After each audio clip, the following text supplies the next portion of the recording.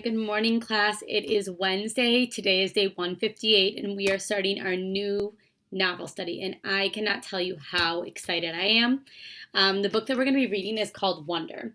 And this is my absolute favorite book that I have read with students in the past few years. I've read it with a few different groups of students, and every group of students that I've read it with absolutely loves this story. It is a really awesome story, and it's just a really fun book to read together. And I just can't wait to get started. So before we get started, I just kind of wanted to show you what it looks like so you can kind of picture the exterior of the book. It's called Wonder. If you look inside of it, it's split up into different parts. So we're starting part one today. Now, part one will take us quite a way through the story. So I think part two doesn't start until page 81. So we'll probably start part two probably about halfway through next week. So this week we'll still be in part one the entire week. And part one is about the character August. And it's told, well, we're going to learn about the point of view that it's told in a little bit too. And part one says, August, it says, fate smiled and destiny laughed as she came to my cradle. So each part kind of starts with like a little bit of a quote. So that quote was, fate smiled and destiny laughed as she came to my cradle. So I want you to just keep that in mind as we're reading today. Before we get started, I also want to talk about a few things. So wonder. The purpose of reading this text is to understand what it's like to be different and to learn how to be kind to others no matter their differences. So I really like this kind of to ground us in like why we're going to be reading this book and what kind of things we're going to be learning about it. So you're going to learn a lot about different characters in this book and how they're different and why it's important to be kind. So that really also brings me back to Kip and our saying, work hard, be nice. So being kind, being nice are the same thing. So it says, when given the choice to be right or kind, choose kind. So again, always being nice and choosing to be nice to people. The next thing I want to talk about is vocab. So there is a little bit of vocab in this book that I'm going to talk about each day. We're going to go over a few things that might come up in the chapters that you might not know what they mean. So the first word is anomalies. When you hear the word anomalies, that means things that are not normal, okay? And so one of the anomalies that they'll talk about is the main character, August, was born with a cleft palate. And that's a condition where the baby's upper lip and the roof of their mouth remain open during development. And a lot of the time, that can be fixed really easily. You're going to learn about August in the story and a little bit more about that later. And then the last word is petrified. Petrified means to be terrified or to be scared. If you've ever heard the song that says, at first I was afraid, I was petrified. So that means they're like terrified or they're scared, okay? That's all I want to talk about before we get started. So we are going to start our book. You can always, the video I'll link here once I'm done creating it. And then you can always click on this to open up to the chapters, or you can just follow along with the video. And then again, make sure you type your name in here. So I would type Mrs. Falby. But right now you want to watch the video, and I'm going to read this out loud to you. So the first chapter, and the chapters are really short, so I want to name that as well. The first chapter is Ordinary. You can see the second chapter already starts right down here where there's that underline there. So it is pretty short chapters, and we'll stop and kind of talk after each chapter, but we're going to read 4 chapters today because, like I said, they're all pretty short. So the first chapter is called Ordinary.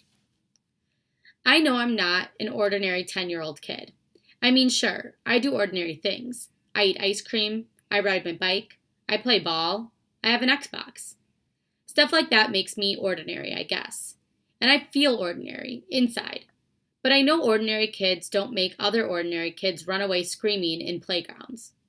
I know ordinary kids don't get stared at wherever they go.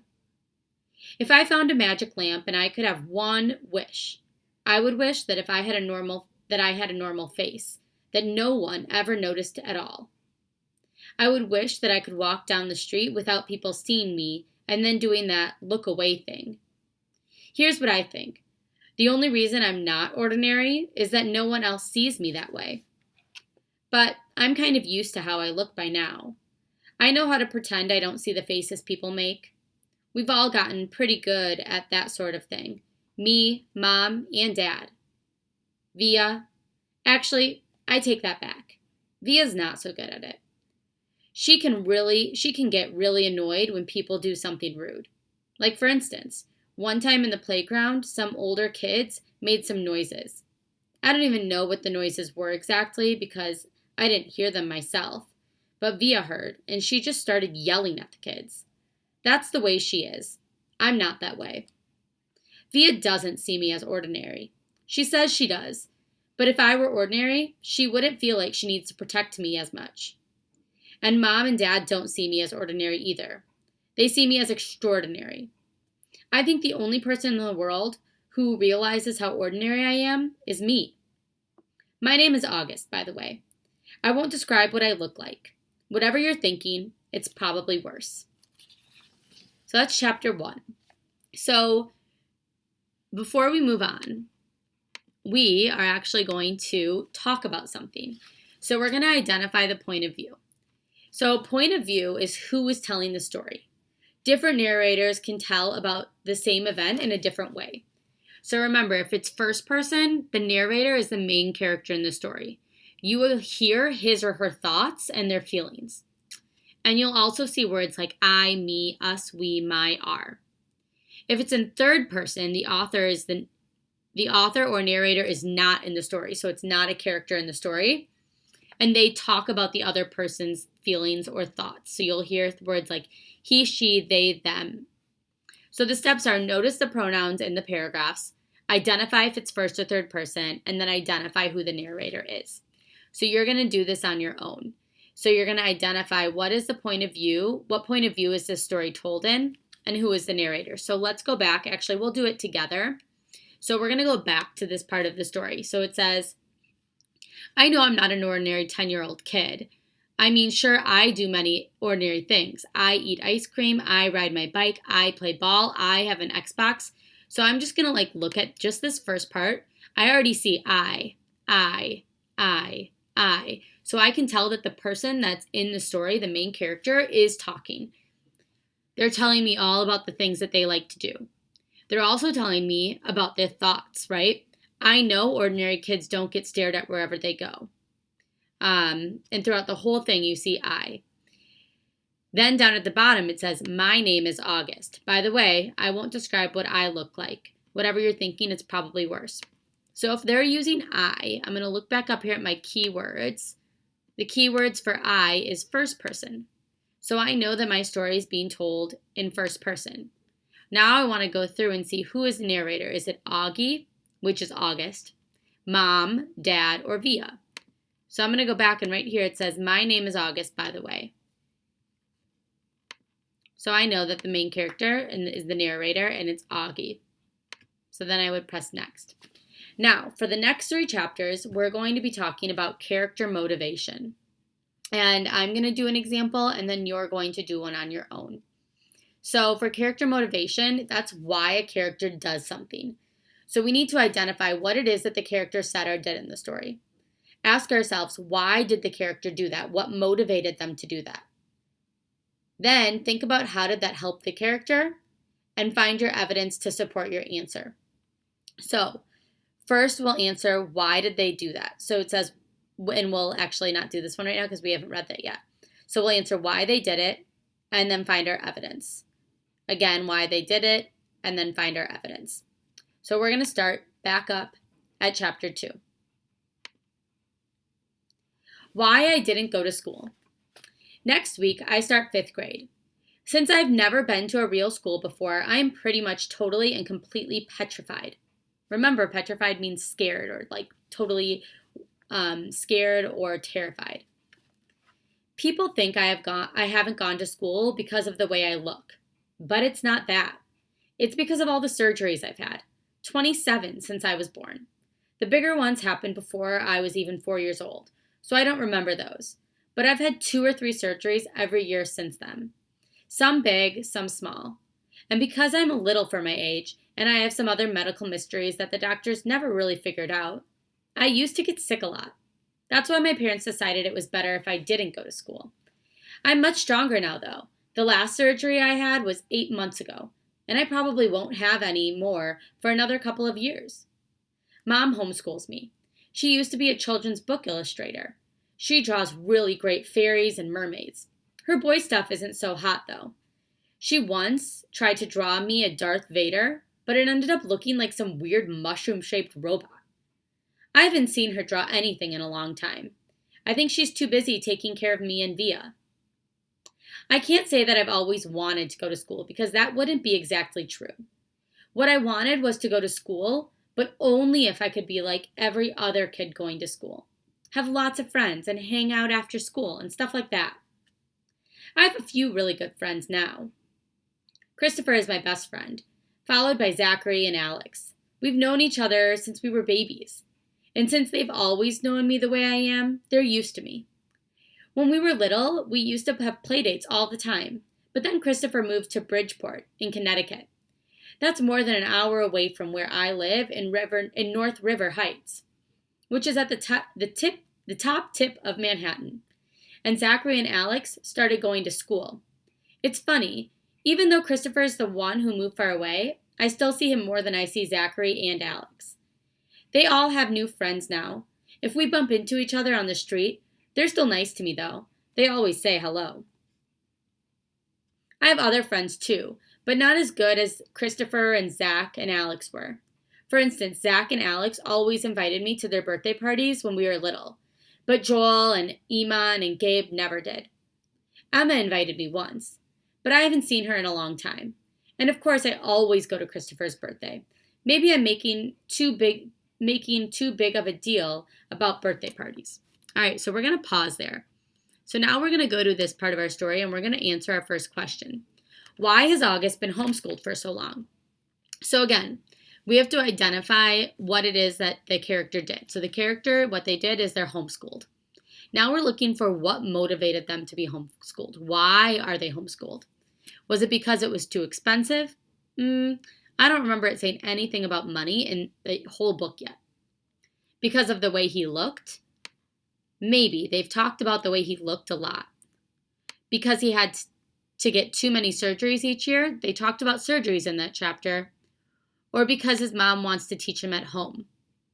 I don't remember them saying anything about his mom. They said that she was an illustrator, but they didn't talk about him wanting to teach him at home. So I'm going to say it's between B and C. So I'm going to go back and see what it says. Next week I start 5th grade. Since I've never been to a real school before, I am completely and totally petrified. People think I haven't gone to school because of the way I look, but that's not it. It's because of all the surgeries I've had. 27 since I was born. The bigger ones happened before I was older, but I don't remember those. So it says right here, people think he hasn't gone to school because of the way he looks, but that's actually not the reason. It's because of all the surgeries he had. So right here it says because he had to get too many surgeries. So now I've answered my question. This is my claim. August has been homeschooled for so long because he has too many surgeries. So now I need to find the evidence to support my answer. So I have it highlighted right here. So I'm going to look and see if any of the things that I highlighted are in here. What evidence proves and supports your answer to part A? So what evidence proves that he doesn't go to school because of his surgeries? People think I haven't gone to school because of the way I look, but that's not it. It's because of all the surgeries I had. So that's in my evidence right here. It says it right here. And that proves why he hasn't gone to school, because he has surgeries. So I'm going to click that, but I'm still going to read through all the other ones to make sure that those couldn't be it either. Since I've never been to a real school before, I am pretty much completely petrified. So that is evidence from the text, but does that prove why he's been homeschooled? No, that just tells you how he feels about going to school.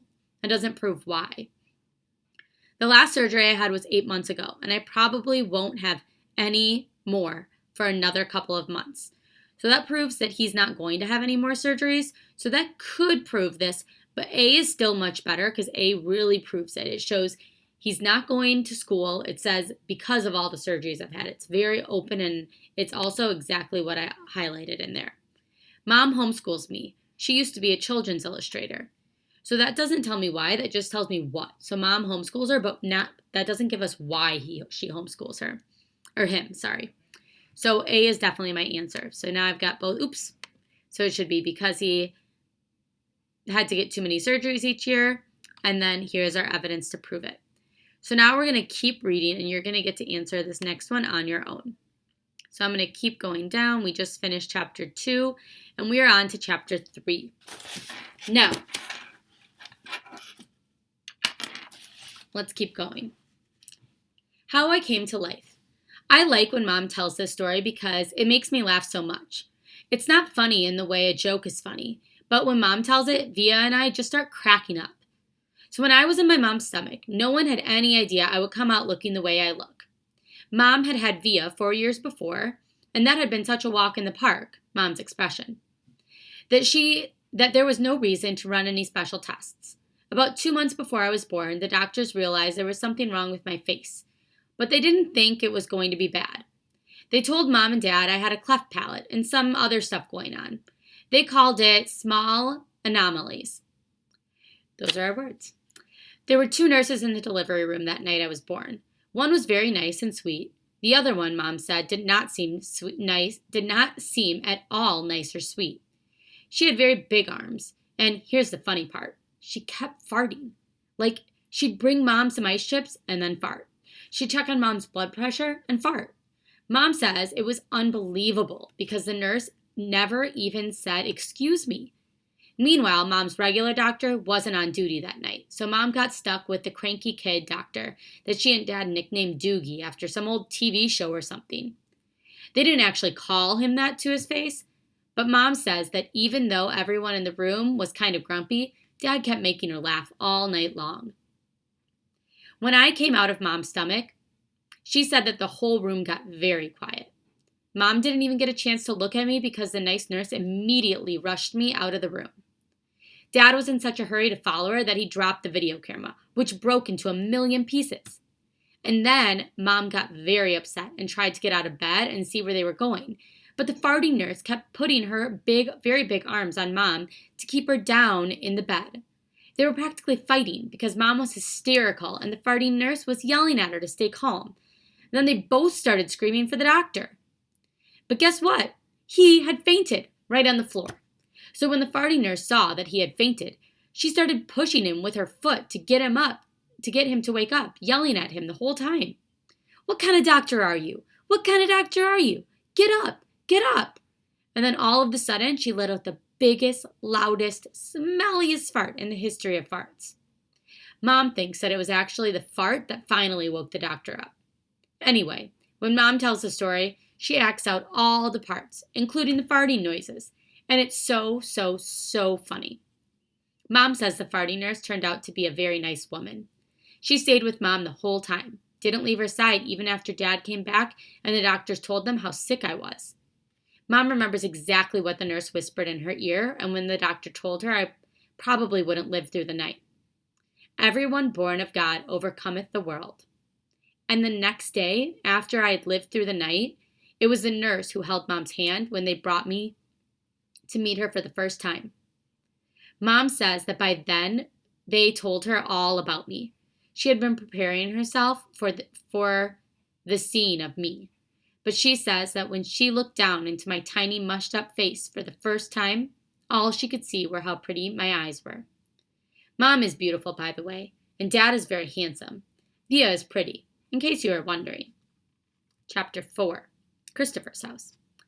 I was really bummed when Christopher moved away 3 years ago. We were both around 7 then. We used to spend hours playing with our Star Wars action figures and dueling with our lightsabers. I miss that. Last spring, we drove over to Chris's house in Bridgeport. Me and Christopher were looking for snacks in the kitchen, and I heard Mom talking to Lisa, Christopher's mom, about my going to school in the fall. I had never, ever heard her mention school before. "What are you talking about?" I said. Mom looked surprised, like she hadn't meant for me to hear that. "You should tell him what you've been thinking, Isabel," Dad said. He was on the other side of the living room talking to Christopher's dad. "We should talk about this later," said Mom. "No, I want to know what you were talking about," I answered. "Don't you think that you're ready for school, Augie?" Mom said. No, I said. I don't either, said Dad. Then that's it, case closed, I said, shrugging, and I sat in her lap like I was a baby. I just think that you need to learn more than I can teach you, Mom said. I mean, come on, Augie. You know how bad I am at fractions. What school? I said. I already felt like crying. Beecher Prep, right by us. Wow, that's a great school, Augie, said Lisa, patting my knee. Why not Via School? I said. That's too big, Mom answered. I don't think that would be a good fit for you. I don't want to, I said. I admit, I made my voice sound a little babyish. You don't have to do anything you don't want to do, Dad said, coming over and lifting me up out of Mom's lap. He carried me over to sit on his lap on the other side of the sofa. We won't make you do anything you don't want to do. But it would be good for him, Nate, Mom said. Not if he doesn't want to, Dad answered, looking at me. Not if he's not ready. I saw Mom looking at Lisa, who reached over and squeezed her hand. You guys will figure it out, she said to Mom. You always have. Let's just talk about it later, said Mom. I could tell she and Dad were going to get in a fight about it. I wanted Dad to win the fight, though a part of me knew Mom was right. And the truth is, she really was terrible at fractions. So, that is our first day of wonder. Again, I absolutely love this book. So, for your question, you are going to answer this question. Why does August's mom want to send Augie to school? And then you're going to find your evidence to prove it and submit your answer. Remember, if you need to go back to the chapter, you need to click on that link so that you can open it up and that way you can look about it. Your answer is going to be in the section about Christopher's house. So about chapter 4 is what you want to look at. So you can look back at chapter 4 to figure out your answer. I hope you guys like the book. Before we start tomorrow, I want you to be thinking about, do you think if you were August, would you want to go to school? Why or why not? Just be thinking about that too. And we'll start back up tomorrow with chapter 5. I hope you have a great rest of your day, and I will see you tomorrow. Bye.